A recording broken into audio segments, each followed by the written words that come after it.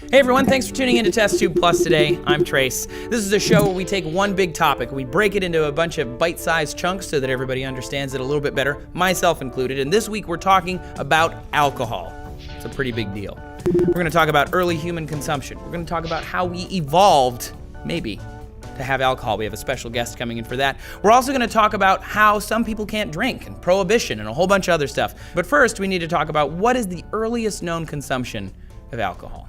So in a study from December of 2014 on the ADH4 enzyme, which is an enzyme that breaks down ethanol or alcohol in our stomachs, researchers found there was a genetic mutation about 10 million years ago that allowed human ancestors an enhanced ability to break down ethanol. Now, why would that happen? The timing is pretty convenient, the scientists say, because that's when ancient ancestors came out of the trees and began to be terrestrial, or, land-dwelling animals. Scientists think that the ability to eat rotting and fermented fruit that fell out of trees was a way to help our ancestors survive once they moved down onto the ground. Now, obviously, rotting fruit wasn't their first choice, but it was an option that some of us could take advantage of. One model of human alcohol consumption suggested that human ancestors began consuming alcohol after they had the ability to store extra food, or basically after the advent of agriculture. About 11,500 years ago, humans living in the Fertile Crescent, which is near modern-day Saudi Arabia, started domesticating crops like wheat and barley. And as their ability to grow more and more sizable crops increased, so too did their ability to turn those crops into alcohol on a year-long basis.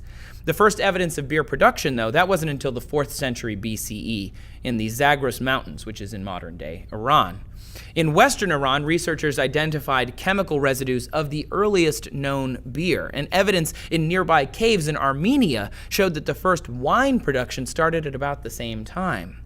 The evidence shows that the domestication of the Eurasian grape happened around 6,000 years ago. Egyptians are pretty famous for having brewed beer and wine, and there's actually wine buried with dead kings of Egypt from around 5,100 years ago. And of course, now it's all over the world. It's brewed in countries across the planet. Everybody's got different varieties and different recipes. But knowing all of that, when it started, why did we do it? I mean, yeah, it gets us drunk, but we'll get to that. But it's also maybe was safer than drinking the water right out of the river. Early alcoholic drinks were pretty minimal in their actual alcoholic beverage percentage, less than 3% of alcohol content. And that is less than like a hard lemonade. It was kind of lame, but early alcoholic beverages were highly nutritious, and they were safer to drink than stored water because of the antimicrobial effects of the alcohol inside of them. In some ancient societies, people would eat the fermented mash byproduct of beer making because that was also highly nutritious, although pretty gross sounding, really. It doesn't smell good either. So today, we still drink this, not because it's, nutritious, but because it can also be maybe good for us. The School of Public Health at Harvard University found that moderate alcohol consumption raises levels of good cholesterol, or high-density lipoproteins, HDL levels.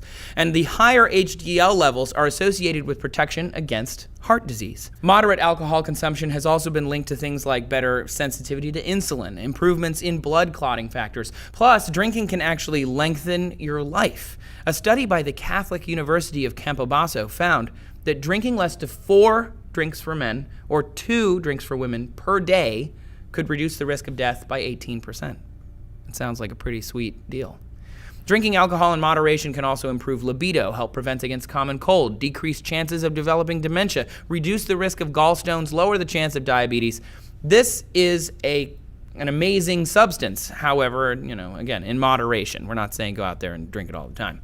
In a 1920 publication of the Proceedings of the Royal Society of Medicine, William White described alcohol as a pleasant depressant, one peculiarly efficacious in inhibiting peripheral impulses, such as pain here and discomfort there, that it diminishes those trivial worries which bother the sick.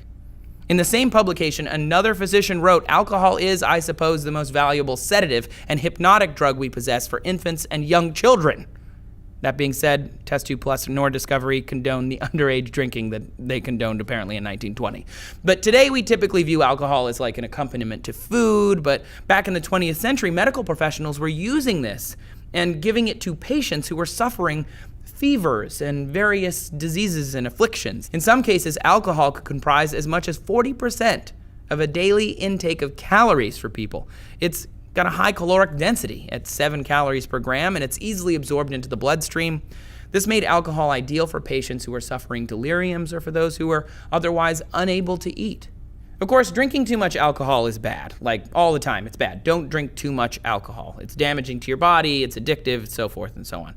But when it comes down to why humans consume alcohol, there's a pretty interesting hypothesis: evolution, which we're going to talk about in the next episode, and I am going to be tagging in my friend, biological anthropologist and primatologist Natalia Reagan, and she's going to come in and talk to us a bit about the drunk monkey hypothesis. You don't want to miss that, so come back tomorrow. Make sure you subscribe for more Test Tube Plus, and tell me down in the comments what your first alcoholic beverage was, if you're old enough to drink. If you're not, don't tell me about it. Thanks for watching Test Tube Plus, everybody, and we will see you tomorrow.